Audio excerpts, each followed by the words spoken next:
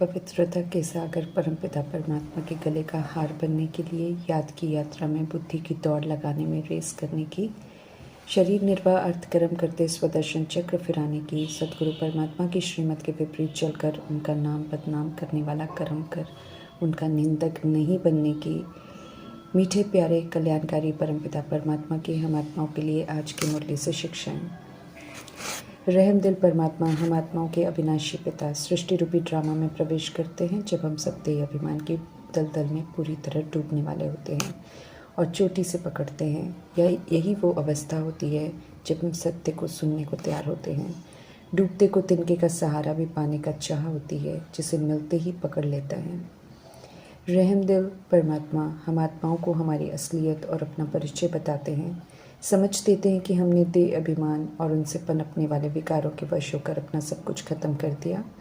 आयु, health, wealth, happiness, संपन्नता सब कुछ खत्म कर दिया।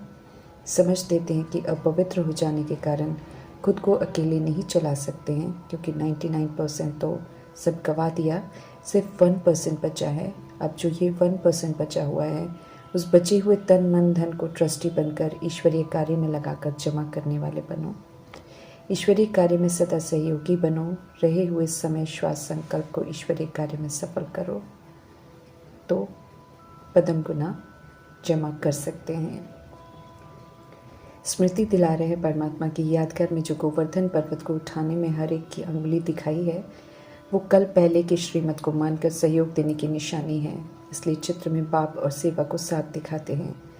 ऐसी सेवा करनी निराकार परमपिता परमात्मा सिखाते हैं।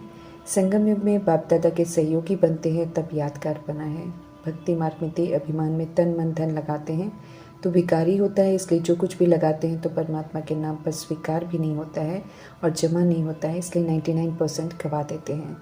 श्रीमत के बिना लगाया हुआ कभी जमा नहीं होता। सच्चाई सफाई से प्रभु की अमानत समझकर ट्रस्टी बन समझकर लगाया हुआ तन मन धन धनी परमात्मा के नाम में जमा होता है। मीठे परमात्मा यकीन दिलाते हैं कि जो सच्चे दिल से ईश्वरीय कार्य में अर्थात विश्व कल्याण के कार्य में अर्थात पुनः पूरी सृष्टि और सभी आत्माओं को पावन बनाने के कार्य में सभी को दुखों से मुक्त करने के प्रयोग में करते हैं, उनका पदम गुना जमा हो जाएगा।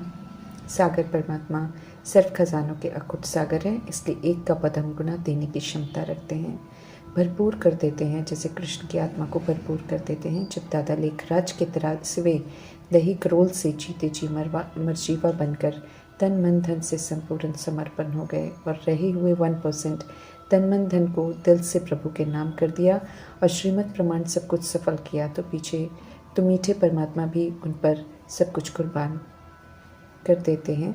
पूरे कल्प के लिए ही उन्हें धनवान बना देते हैं। अपने आखिरी 83वें जन्म में भी दादा लेखराज स्थूल धन से संपन्न थे। सब कुछ कुर्बान कर 84वें मर्जीवा जन्म में सब कुछ शिव शक्तियों को सौंप कर खुद तन मन धन से बेगर हो गए और बेफिक्र बादशाही से ज्ञान योग धारणा सेवा में 100% लाने का पुरुषार्थ भी किया। स्वचिंतन कर स्व परिवर्तन भी किया। प्रभु चिंतन में भी मगन रहे। मीठे परमात्मा के लिए आज्ञाकारी वन्नी बन रथ बनकर सदा हाजिर रहे। निमित्त बन बड़ी गुप्त माँ का रोल अदा कर सभी की पालना की। आज्ञाकारी फरमानबरदार ईमानदार वफादार बन श्रीमत पर एक्यूरेट राइट हैंड सपूत बच्चा बनने का सबूत दिया।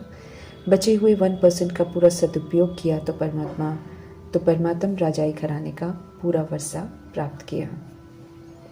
कलयुग तक पहुँचते हम दाता परमात्मा के बच्चे खुद को भूलकर बिल्कुल मंगते बन जाते हैं।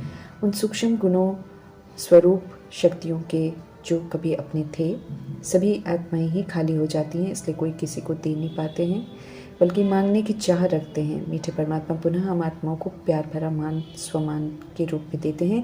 कहते हैं स्वीकार करो और उन्हें पुनः जियो और उनसे नहीं मांगो बल्कि उन्हें अपनी तरफ से भरपूर मान दो।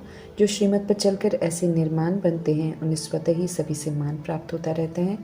देने की शुरुआत मीठे परमात्मा हम आत्माओं को करने को कहते हैं। जो देना शुरू करते हैं उन्हें फिर किसी से कुछ भी पाने की चाह नहीं होती, क्योंकि देने के आनंद से आनंदित हो जाते हैं, जिसके बाद कुछ किसी से इच्छा नहीं रहती है। सूर्यवंशी घराना ज्ञान सूर्य परमपिता परमात्मा स्थापन करते हैं। अनोखा घराना है, बिल्कुल नया, जहाँ भरपूरता है, अप्राप्त कोई चीज़ है नहीं, बिल्कुल परफेक्ट दुनिया जिसे शिवालय, परिस्थान, जन्नत, परियों का देश, फूलों का बगीचा, हेवन, पैराडाइज, अल्लाह का बगीचा, स्वर्ग जैसे शब्दों से संबोधित करते हैं। ऐसी दुनिया में पुराने रावण राज्य की कोई बात की प्रवेशता नहीं हो सकती है। इसलिए हम आत्माओं को मीठे परमात्मा नई दुनिया के लिए बिल्कुल नया ज्ञान देते हैं, झूठ खंड में आकर देते हैं। इसलिए रावण की मत से बिल्कुल विपरीत है।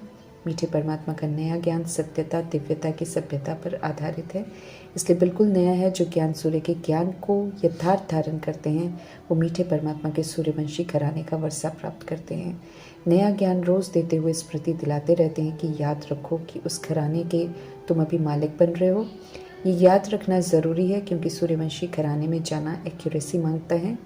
रावण राज्य में धारण किए हुए देह अभिमान के सारे लेबल्स के दागों को मिटाकर फिर से बेदाग बनने की, स्व पर राज्य कर स्थूल कर्मेंद्रियों, सूक्ष्म शक्तियों को सिवल और शीतल बनाने की जिम्मेवारी को निभाना है। स्व परिवर्तन कर विश्व को परिवर्तन करने की जिम्मेवारी पूरी करनी है। इसलिए रोज़ की ज्ञान वर्षा में स्नान करते हुए सारा दिन याद रखना भी ज़रूरी है कि मीठे से परमात्मा नई दुनिया के लिए नया ज्ञान दे रहे हैं। सूर्यवंशी घराना स्थापन हो रहा है और हम अभी उस घराने का मालिक बन रहे हैं। फिर हम रावण की मत पर बिल्कुल नहीं चलेंगे। निश्चय की कमी दिखाई देती है मीठे परमात्मा को, इसलिए समझ देते हैं कि पहले पहले ये निश्चय हो जाए कि बेहद के वही पिता स्वर्ग बनाने आए हैं, और निरंतर याद रहे, धंधादौरी करते भी याद रहे कि हम परमात्मा के बच्चे हैं। हम स्वर्ग के मालिक बनेंगे तो बहुत खुशी में रहेंगे और पुरुषार्थ एक्यूरेट करने से सहज ही वर्षे के अधिकारी बन जाएंगे। पक्का निश्चय होगा तभी एक रस खुशी बढ़ती रहेगी। समझते रहें मीठे परमात्मा की अगर संगम युग में खुशी नहीं होती है तो हमें समझ लेना चाहिए कि हमें मीठे परमात्मा में थोड़ा भी निश्चय नहीं है। निश्चय नहीं तो खुशी भी नहीं, जबकि मीठे परमात्मा खुशी के खजाने से भरपूर करते हैं जिसे हर हाल में खुश रहकर अपना बनाना है।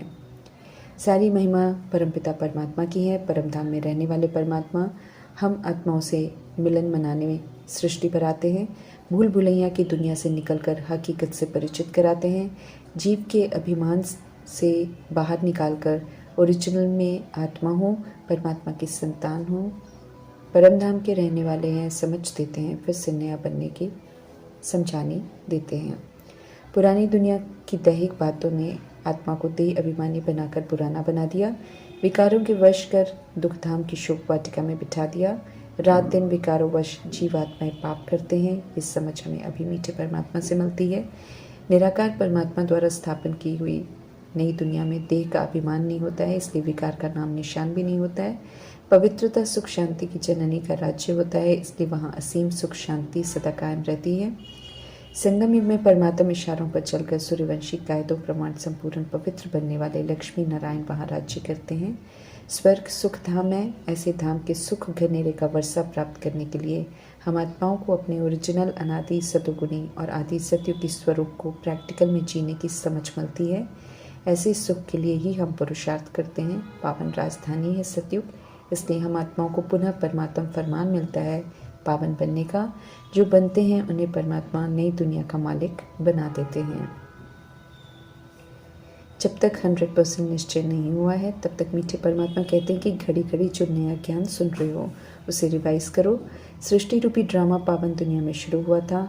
सब सुखी रहते थे, सुख दुख, सत्य असत्य, पुण्य पाप, जीवन मुक्त जीवन बंद, सतयुग कलयुग, स्वर्ग नर्क, सचखंड झूठखंड की सारी समझ अभी संगम युग में मिलती है, जब सत्य परमात्मा आकर हमें सत्य बताते हैं।